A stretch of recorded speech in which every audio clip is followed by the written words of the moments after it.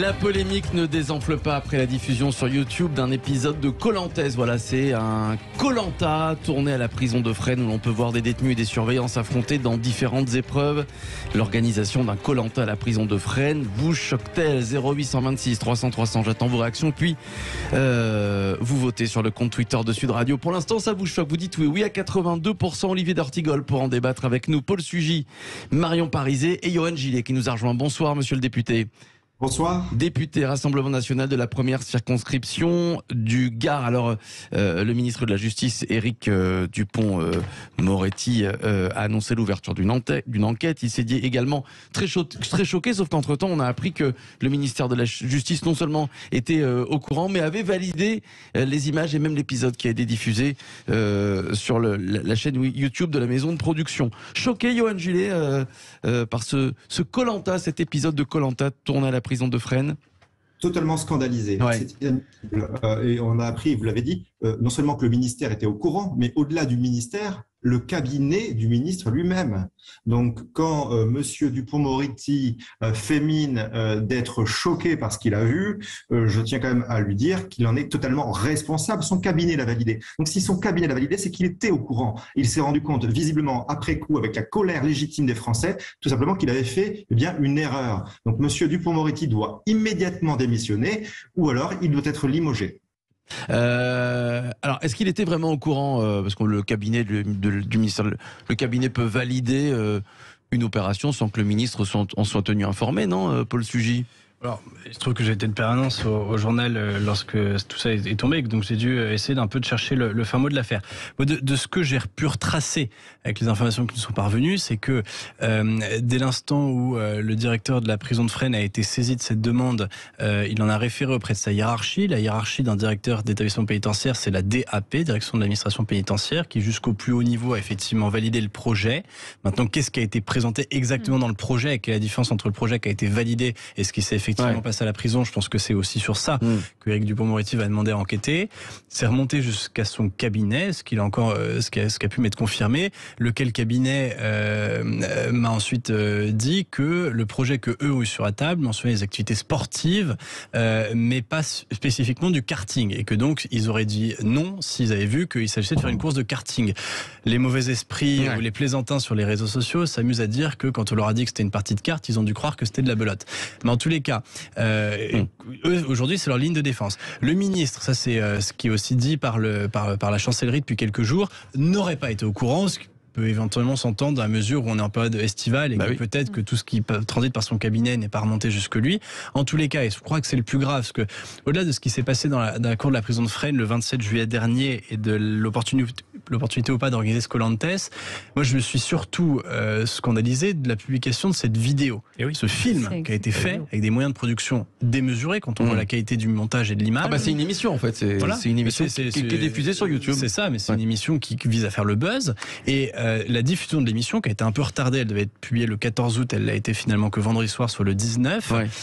L'émission a été entièrement et plusieurs fois visionnée par la DICOM, la direction de communication du ministère de la Justice, qui est maintenant une direction centralisée, donc qui est plus éparpillée dans les différentes administrations que gère le ministère de la Justice, mais qui est maintenant centralisée.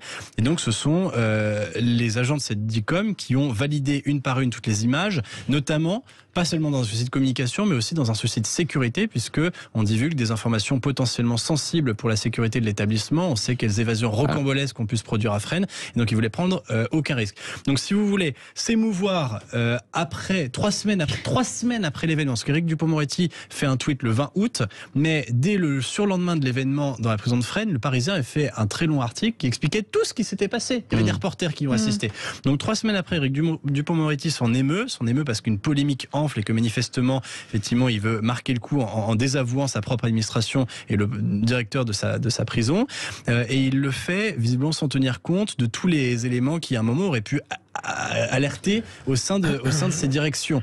Éléments sur lesquels on aura peut-être l'occasion de revenir, parce que de fait, avant même que le Koh-Lanta soit organisé, les gardiens de la prison de Fresnes sont allés voir le directeur et ont porté à sa connaissance des éléments qui, à mon avis, auraient dû freiner les ardeurs. Alors, juste une question, Johan Gillet, avant de donner la parole à Marion Parizet et Olivier d'Artigol. Est-ce que vous comprenez l'argument de la réinsertion des détenus? Il n'y a pas eu que des épreuves sportives, il y a eu beaucoup d'épreuves, notamment épreuves de culture générale, Johan Gillet.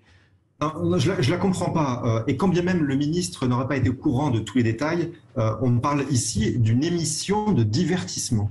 Donc en gros, on accepte une émission de divertissement. Et ça, il en était au courant. Donc je ne comprends pas. Non. On peut accepter des reporters dans une prison pour faire des reportages sur la détention en France. On ne peut pas faire des émissions de divertissement, on ne peut pas faire un interview non plus. Non, je ne comprends pas. Parce que je pense avant tout, moi, aux familles des victimes et aux victimes elles-mêmes qui voient ça d'un très mauvais œil. Elles ont bien raison. C'est scandaleux ce qui s'est passé. Alors après, ça dépend aussi quels détenus. Est-ce que ce sont des détenus qui sortaient dans quelques semaines et qui devaient être... Ça dépend aussi. À votre connaissance, une information que vos collègues de l'opinion ont publiée, eh bien, un détenu qui a été condamné en 2021 pour viol a participé à ces jeux. C'est scandaleux.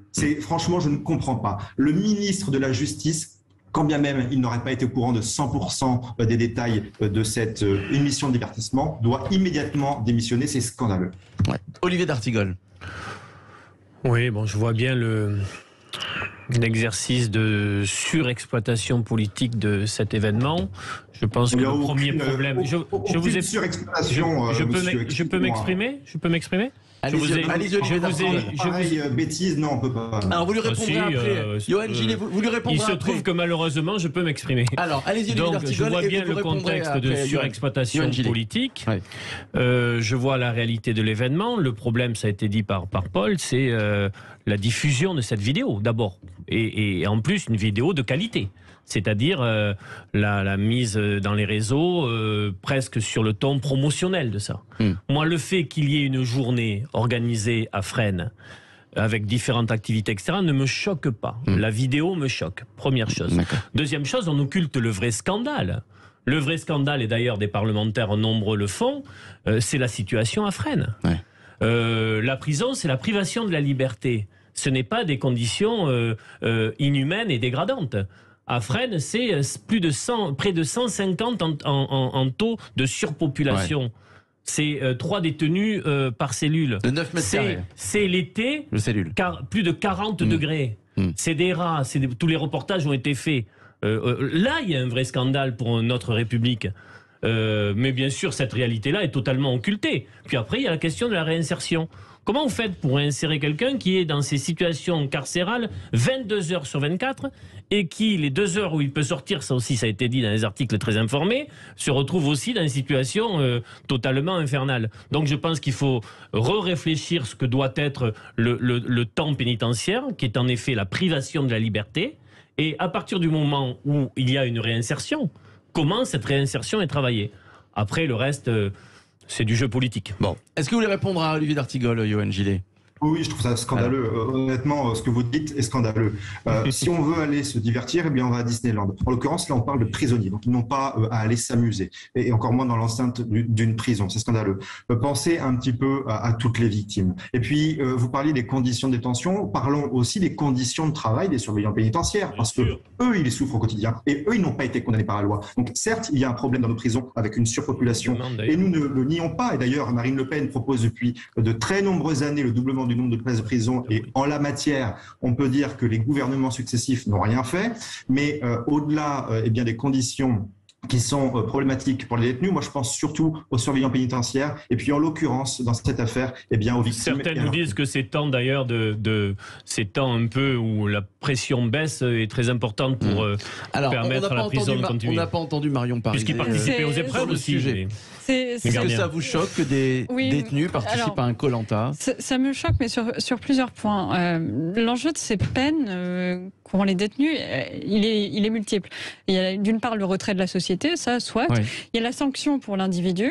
Et là, je pense que déjà, la question des activités, le lien avec la réinsertion, certes, pour des activités collectives qui font réapprendre à travailler en équipe, qui peuvent avoir un effet bénéfique sur ces aspects-là, pourquoi pas ?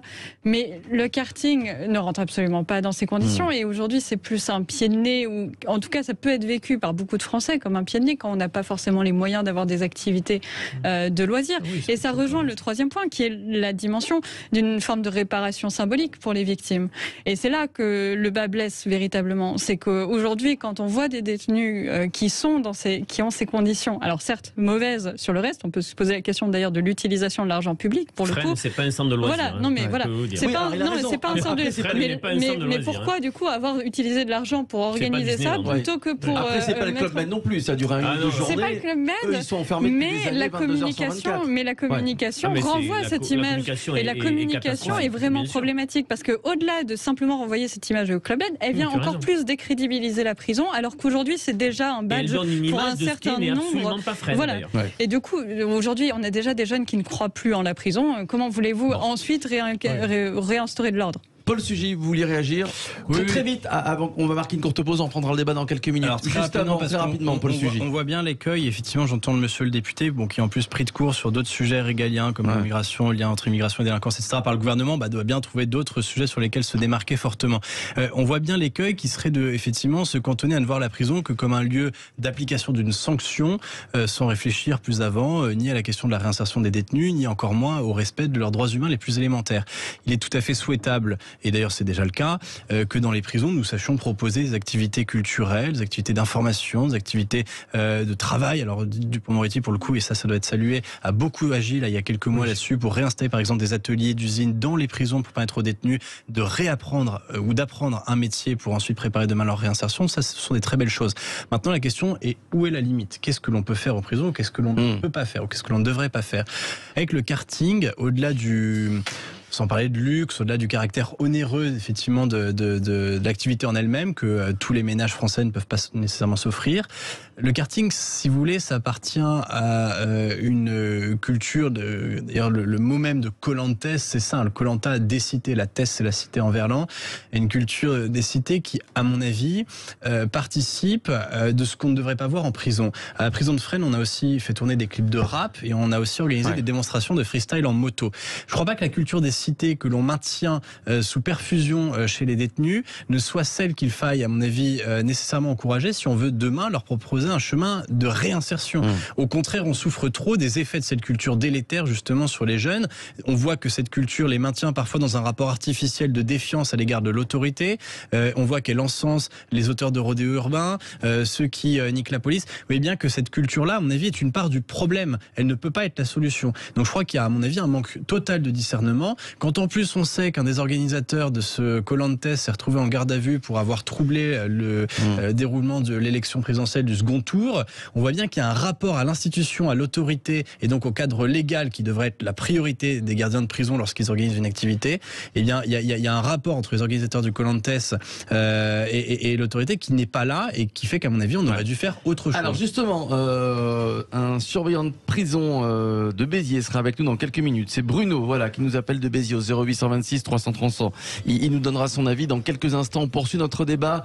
L'organisation d'un Colanta à la prison de Fresnes vous choque-t-elle? Vous continuez de voter sur les réseaux sociaux. À tout de suite. Les vraies voix Sud Radio, 17h-19h, Philippe Rossi. C'est la dernière partie des vraies voix. C'est notre grand débat avec Olivier d'Artigol, Paul Sugy, Marion Parizet. L'organisation d'un Colanta à la prison de Fresnes vous choque-t-elle?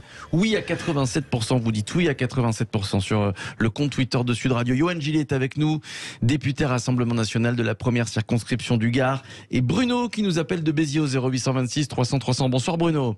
Bonsoir à tous. Bonsoir à vous. Vous êtes surveillant pénitentiaire à Béziers, donc Bruno. C'est ça.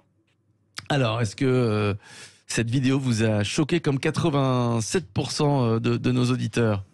Oui, on le saurait à moins. Alors je pensais qu'on était en période de restriction d'eau. Donc vous oubliez de fermer la porte de votre magasin, vous prenez 135 €, vous arrosez vos fleurs, vous prenez 135 €. Pour les voyous, là par contre il n'y a pas de problème, on peut gaspiller des milliers de litres d'eau. Ça c'est la première chose. Deuxième chose, je vais rebondir sur ce que disait Olivier d'Artigol. C'est vrai que la prison c'est une privation de liberté, mais c'est pas non plus Interville. Je pense pas qu'on va en faire des champions de natation ou des pilotes de Formule 1 à la sortie. Donc s'ils sont en prison aujourd'hui, surtout on le sait avec l'actualité, c'est qu'ils ont tout fait pour y être. Alors les conditions de détention, elles sont ce qu'elles sont, mais ils ont tout fait pour y être, et la plupart d'ailleurs, ils ont des casiers tellement longs qu'ils ne sont pas à leur premier coup d'essai. Bon. Ensuite, quand j'entends le ministre de la Justice dire qu'il n'est pas au courant, alors, soit il ment, bon, on sait très bien qu'un ministre ça ment jamais, soit il n'est pas au courant de ce qui se passe dans ses services, parce qu'on parle quand même d'une des plus grandes prisons de France. On ne parle pas d'une petite maison d'arrêt à Tarbes ou au Puy-en-Velay, vous voyez, on parle quand même d'une structure dans laquelle on ne fait pas rentrer de moniteurs de sport pour faire un match de foot. On fait rentrer des kartings, on fait rentrer le matériel pour faire la piste, on fait rentrer des piscines, on fait rentrer des caméras pour faire des films. C'est pas possible qu'il n'ait pas été au courant. Mais des exemples comme ça, moi je peux vous en donner des tas. Je peux vous raconter, si vous voulez, une anecdote rapidement. Moi j'étais avant d'être à Béziers, j'étais à Moulins. À Moulins, il y a une maison centrale et une maison d'arrêt. Dans la maison d'arrêt, ils ont créé un quartier pour mineurs. Ça a coûté 1,6 million ou 1,8 million d'euros. Bon, c'était suite après les attentats. Et bien, ce quartier pour mineurs n'a jamais vu le jour. Alors aujourd'hui, je ne sais pas, je suis parti, mais pendant des années, il n'a jamais vu le jour parce que ils se sont servis de la cour de promenade de ce quartier pour mineurs pour faire de l'équithérapie. C'est-à-dire pour faire entrer des bottes de foin, de la terre, du sable, et pour faire des chevaux, et tenez-vous bien, c'était fait dans le cadre de la déradicalisation. C'était le budget de la déradicalisation suite aux attentats. Donc des épisodes comme Fresnes, ou comme moi je viens de vous citer, mais on y passe la soirée si vous voulez. Alors au bout d'un moment, il faut quand même se rendre compte que ça coûte un bras pour des parents de payer un tour de karting à leurs enfants. Et eux, c'est ça le message qu'on envoie à la société. Voilà. Au nom de la deuxième chance, eux ils ne sont pas à leur deuxième chance, ils sont à leur 5e, 6e, 18e chance. Ben, voilà, tout est permis. Je peux poser une question. Allez-y, Olivier d'Artigol. Moi, je partage votre avis sur le fait, sur karting. Bon. Et d'autant plus que tout ça pourrait donner le sentiment que véritablement la prison française est devenue un parc de loisirs. Je pense que votre expérience professionnelle et ce que vivent vos collègues en France font que vous ne vivez pas dans un parc de loisirs, loin s'en faut. J'ai simplement évoqué, c'est vrai pour les conditions de travail de vos collègues et pour donc ceux qui sont détenus, pas qu'on redécouvre, mais ce qu'on sait sur Fresnes, c'est-à-dire sur quelque chose de véritablement extrêmement dégradé. C'est-à-dire qu'il y aurait vraiment un plan d'urgence pour les prisons françaises en termes de création de places et le fait de faire que les conditions de travail pour les gardiens en prison, mais aussi des conditions de détention ne soient pas à ce point dégradées dans un pays dit développé comme le nôtre. Après, j'ai une question à vous poser. J'entends sur des activités qui n'ont pas lieu d'être, mais est-ce que certaines activités, autre que ce qu'a dit Paul Sugy tout à l'heure sur le travail, sur la formation, sur le fait de travailler une réinsertion, est-ce que certaines activités peuvent participer à faire baisser la tension par-delà ce qu'on pourrait mettre dans un chemin... Vous parlez par exemple de l'équithérapie. Non, mais ça, mais par-delà le chemin de formation, de réinsertion, est-ce qu'il peut y avoir des choses que vous acceptez, que vous tolérez pour faire baisser la tension, et si oui, lesquelles? Alors, Bruno.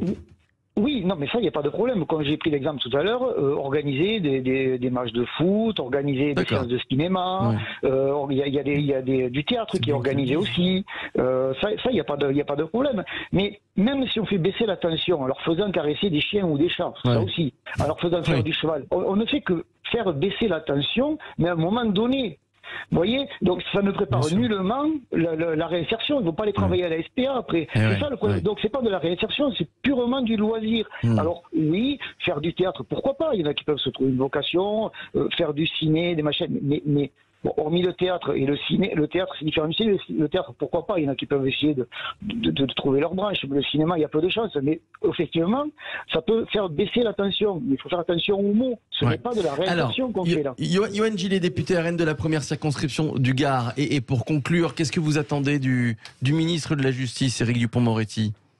J'attends qu'il démissionne, mais au-delà de ça, je voudrais remercier ce monsieur que nous venons d'écouter qui tient ici un discours de vérité et qui confirme bien, que non seulement ce qui s'est passé à Fresnes est une réalité, mais en plus, c'est malheureusement pas qu'à Fresnes et que ce genre d'activité se passe un peu partout sur le territoire. Et je tiens à vous dire, monsieur, que vous avez bien du courage de faire ce que vous faites comme métier et que les Français sont derrière vous. Et d'ailleurs, le sondage que Sud Radio est en train de faire montre que les Français sont derrière vous. Donc, ayez confiance en l'avenir parce que des Dupond-Moretti, nous battons pour qu'ils n'existent plus au poste où ils sont parce que c'est scandaleux. Donc ce que j'attends de Éric Dupond-Moretti pour répondre à votre question, c'est qu'il démissionne. Et s'il ne démissionne pas, il doit être limogé encore une fois. Ouais. Et qu'il y ait plus de contrôle peut-être peut-être, n'allons pas jusqu'à la démission, mais peut-être qu'il y ait beaucoup plus de contrôle sur l'ensemble des prisons. Ouais. Mais ce que vous ne comprenez pas, c'est qu'il cautionne ce genre de choses. Encore une fois, vous l'avez dit vous-même, il a fait mine d'être choqué plusieurs semaines après la diffusion de la vidéo, quand l'opinion publique s'en est emparée. Avant cela, il était au courant déjà du problème. On lui avait déjà dit qu'il y avait eu un problème. Si vraiment il y avait eu de sa part une méconnaissance du sujet, il aurait immédiatement limogé, par exemple, le directeur de la prison. Il ne l'a pas fait. Il a attendu plusieurs semaines, que tous les médias en parlent. C'est une preuve, c'est un aveu de sa part. Il était au courant de tout, et donc il devrait démissionner. Bon, tout simplement. Merci à vous, Johan Gillet, député Rassemblement National de la première circonscription du Gard. Merci à vous, Olivier d'Artigol, Paul Sugy, Marion Parizet. À bientôt dans Les Vraies Voix dans quelques instants. Ce sont les débats du jour de Sud Radio à partir de 19h dans quelques minutes.